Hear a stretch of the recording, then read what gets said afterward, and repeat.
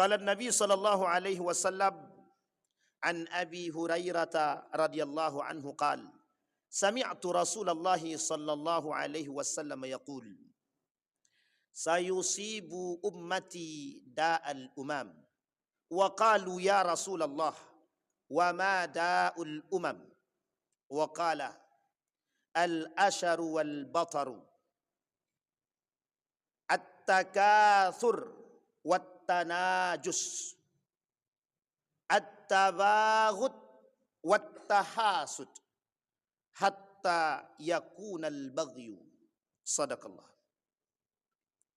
Puji syukur kehadirat Allah dengan mengucapkan alhamdulillahirabbil alamin. Bersalawat kepada Nabi dengan mengucapkan Allahumma salli ala Muhammad wa ala ali Muhammad fil alamin innaka Hamidum Majid. Ma'asyiral muslimin rahimakumullah. Allah berfirman di dalam Al-Quran ketika Allah mengatakan zaharal fasad fil barri wal bahri bima kasabat aydin nas liyudhiqahum ba'dalladhi amilu la'allahum yarji'un. Kata Allah, kerusakan yang terjadi di muka bumi ini disebabkan ulah daripada tangan mereka sendiri. Kerusakan al-fasad fil barri, di dunia, di bumi, fil bahri, di lautan, bima kasabat aydin nas, disebabkan karena ulah tangan manusia itu sendiri. Allah tampakkan ke hadapan manusia liyudhiqahum ba'dalladzi amilu, agar mereka melihat hasil daripada perbuatan mereka. Apa yang telah mereka lakukan? Jika kerusakan yang mereka lakukan untuk diri mereka sendiri, maka kerugian akan mereka tanggung sendiri. Tapi jika kerusakan yang mereka lakukan menyebabkan kezaliman terhadap orang-orang yang lain, bagi mereka azab, cobaan, balasan atas perbuatan yang mereka lakukan. Kezaliman yang mereka lakukan tergantung pada tingkat seberapa besar kezaliman yang mereka lakukan bagi orang lain. La'allahum yarji'un, kata Allah, agar manusia-manusia yang melakukan kezaliman-kezaliman ini, yang melakukan kerusakan-kerusakan ini, kembali kepada fitrah mereka, kebaikan. Salah satu sumber yang menyebabkan atau sebab yang menyebabkan tumbuhnya peradaban Islam, terciptanya keseimbangan. Salah satu penyebab terciptanya keseimbangan disebabkan karena umat manusia berakhlak dan beradab. Konsekuensi daripada adab, konsekuensi daripada akhlak, konsekuensi daripada adil, konsekuensi daripada etik menyebabkan atau menimbulkan keseimbangan. Dampak daripada keseimbangan, kesejahteraan dan keadilan yang harus kita jadikan atau kita junjung sebagai seorang manusia. Ketika Allah menciptakan manusia dengan menggunakan kalimat khalaqa, khuliqal insan, manusia diciptakan. Kalimatnya khalaqa bergandeng dengan kalimat yang serupa dalam bahasa lain yang disebut dengan akhlak. Diambil dari kalimat yang sama, kha, lam, kaf. Artinya Allah menginginkan manusia yang diciptakan ini berakhlak. Ketika Allah berinteraksi, ketika malaikat berkata kepada Allah, engkau menciptakan makhluk yang kelak mereka akan melakukan pertumpahan darah di muka bumi. Allah kemudian menyangga, aku lebih tahu daripada dirimu, kata Allah. Ini satu bentuk ketika komunikasi Allah dengan malaikat. Yang kemudian malaikat tidak berkata demikian.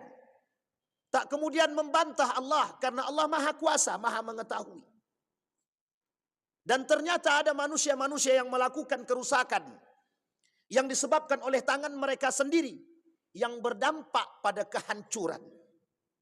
Salah satu dorongan kehancuran yang terjadi akibat perbuatan umat manusia, mereka yang mengikuti hawa nafsu mereka sendiri. Kata Nabi dalam hadisnya, "Thalathun muhlikat." Ada 3 golongan, 3 sebab yang bisa menghancurkan umat manusia. Satu di antaranya, syuhun muta, orang-orang yang bakhil, orang-orang yang rakus, orang-orang yang tamak.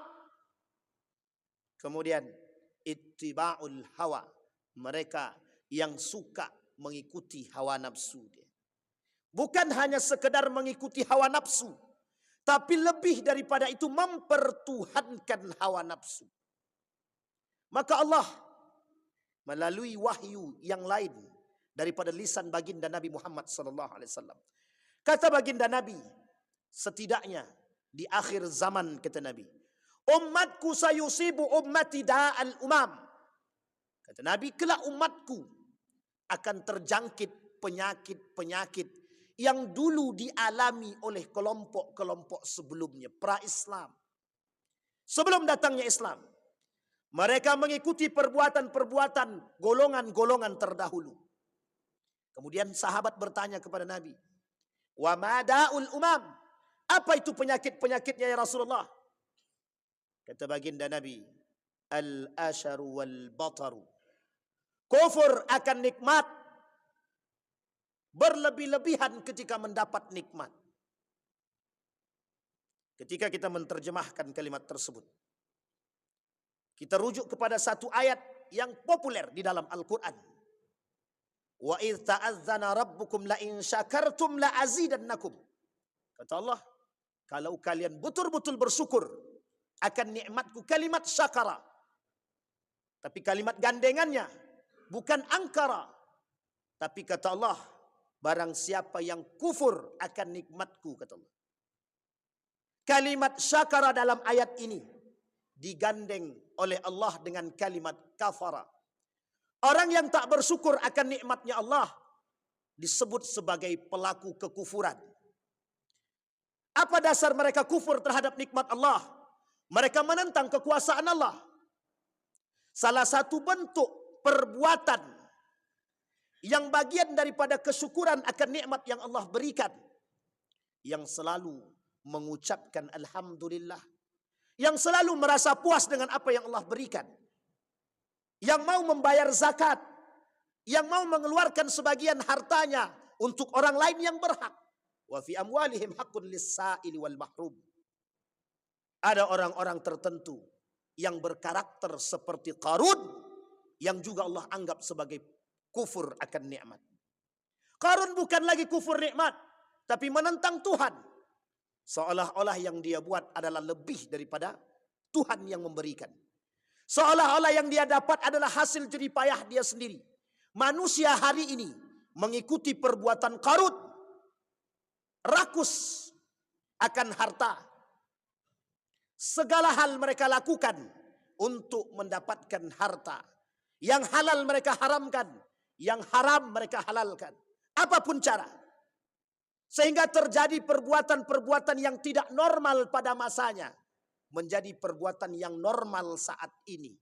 Seolah-olah perbuatan-perbuatan yang mengambil hak orang dengan cara yang batil, yang zalim, menghalalkan yang haram dan mengharamkan yang halal adalah seolah-olah hal yang biasa. Yang mereka tak berfikir jauh tentang hari kiamat. Bagian daripada keingkaran dan kekufuran. Apa contoh yang lain mereka yang kufur akan nikmat Allah? Mencela apa yang Allah berikan. Ketika mereka diberikan harta yang sedikit, mereka mencela. Seolah-olah mereka tidak puas dengan apa yang diberikan oleh Allah kepada mereka. Kemudian Allah berkata dalam hadis qudsi yang dinukil oleh baginda Nabi Muhammad SAW. Ya bani Adam, la takhafanna min dhiqi rizqin fa inna khazaini mulanatun. Hei anak Bani Adam, pahami, mengertilah Jangan pernah takut dengan harta yang sedikit. Dan jangan kalian halalkan cara yang haram untuk memakan harta orang lain dengan cara yang batil. Fa inna khazaini mulanatun. Kalau kau mau kaya, mau harta, datang kepadaku. Pembendaharaanku luas. Dan pembendaharaanku tak akan pernah habis. Ma'asyiral muslimin rahimakumullah. Yang kedua. Penyakit yang pertama. Al-asar wal batal. Yang kedua. Mereka yang berlebih-lebihan dalam perbuatan ketika mendapatkan kenikmatan. Ketika mereka diberikan kelebihan harta oleh Allah, mereka gunakan untuk berpoya-poya. Mereka tunjukkan gaya hidup yang abnormal. Mereka gunakan harta yang mereka dapat untuk minum minuman keras, seperti perbuatan kaum-kaum jahiliyah pada masanya. Pada masa dahulu, orang-orang jahiliyah ketika mendapatkan kelebihan harta, ketika panen mereka melimpah, apa yang mereka lakukan? Minum khamar serta judi. Dan hari ini mereka diberikan atau tidak diberikan harta yang melimpah, mereka tetap berjudi dan minum khamar sebagai satu tradisi yang kembali dari sesuatu yang telah hilang. Dulu umat muslim dengan kedatangan Islam menjauhi perbuatan-perbuatan tradisi jahiliyah. Hari ini yang justru mengikuti tradisi jahiliyah bukan orang jahiliyah, tapi mereka yang mengaku berislam. Justru mereka lebih jahiliyah daripada jahiliyah itu sendiri. Ma'asyiral muslimin rahimakumullah. Apa yang mereka lakukan? Berpesta. Apa yang mereka lakukan? Berpoya-poya. Apa yang mereka lakukan? Boros. Apa yang mereka lakukan? Mereka lakukan perjudian-perjudian. Mereka lipat gandakan harta mereka dengan cara yang diharamkan. Yang ketiga, at-takatsur wat-tanajus. Apa itu at-takatsur?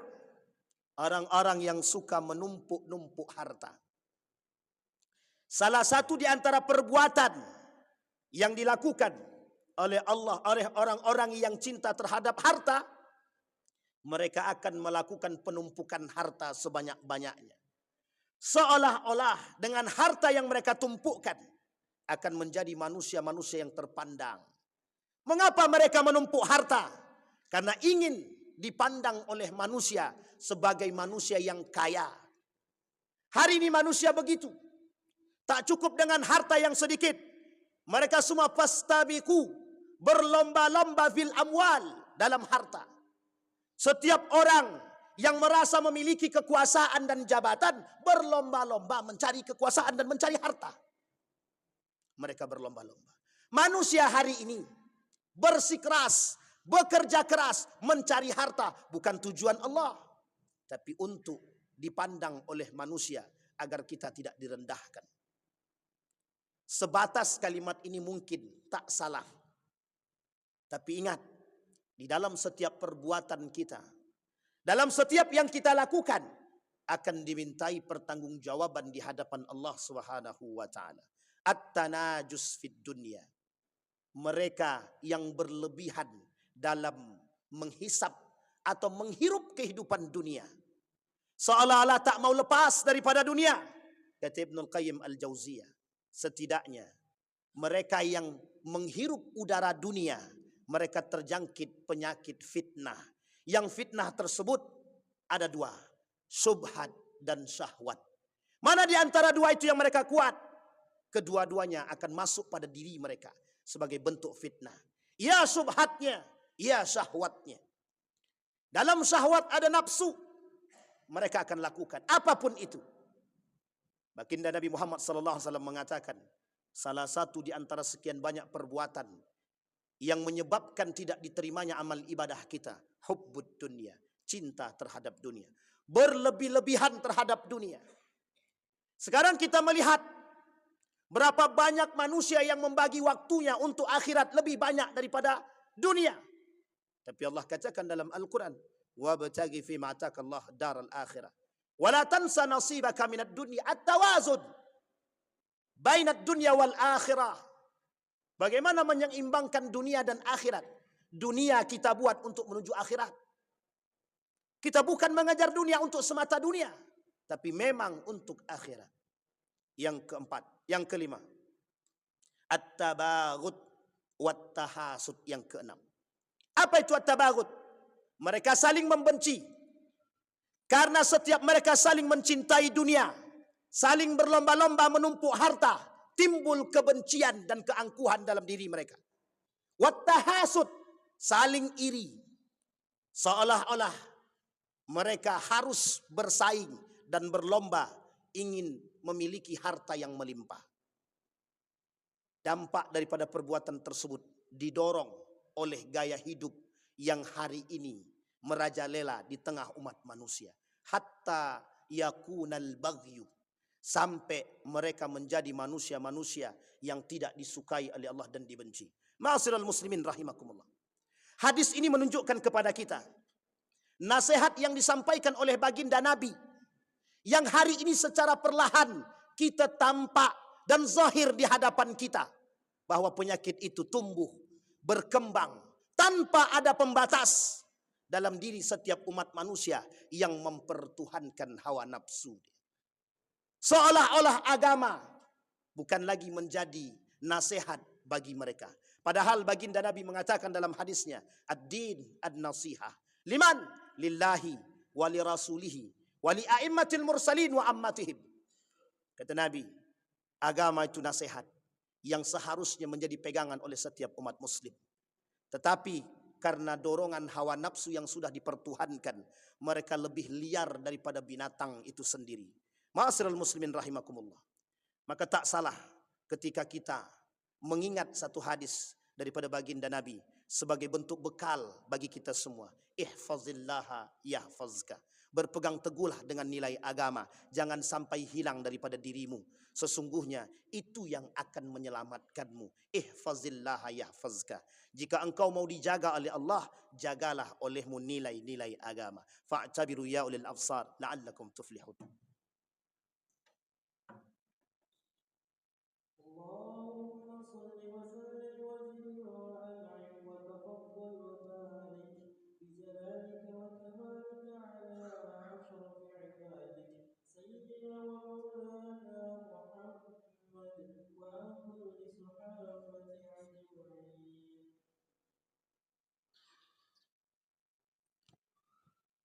Alhamdulillah, alhamdulillahilladzi hadana lihadza wa ma kunna linahtadiya laula an hadanallah. Asyhadu an la ilaha illallah wahdahu la syarika lah wa asyhadu anna Muhammadan abduhu wa rasuluh la nabiyya ba'd. Allahumma salli wa sallim wa barik ala hadzal nabiyil karim. Allahumma salli ala Muhammad wa ala ali Muhammad fil alamin innaka Hamidum Majid. Ittaqillaha haqqa tuqatih wa la tamutunna illa wa antum muslimun. Inna Allah wa malaikatahu yusalluna ala nabi ya ayyuhalladzina amanu sallu alaihi wa sallimu taslima. Allahumma ighfir lil muslimina wal muslimat wal mu'minina wal mu'minat birahmatika ya dzal jalali wal ikram. Allahumma a'idna ala dzikrika wa syukrika wa husna ibadatik. Allahumma ansur man nasara ad-din wa khudhul man khadal muslimin. Allahumma khtimna bis salihin. Allahumma khtimna bis salihin. Allahumma jannibna min munkaratil akhlaq wa sayyiatil khuluq. Allahumma jannibna min az-zulmi ya rabbal alamin. Allahumma anfa'na bima 'allamtana warzuqna 'uluman tanfa'una fid din wad dunya wal akhirah. Allahumma ansur ikhwanana al mujahidin fi Palestin wa fi Gaza wa fi kulli makan. Allahumma dammir al yahud. Allahumma ahlikil kafarata wal mubtadi'at wal musyrikin a'da'aka a'da'ad din. Rabbana atina fid dunya hasanah wa fil akhirati hasanah wa qina adzaban nar. Ibadallah, innallaha ya'muru bil 'adli wal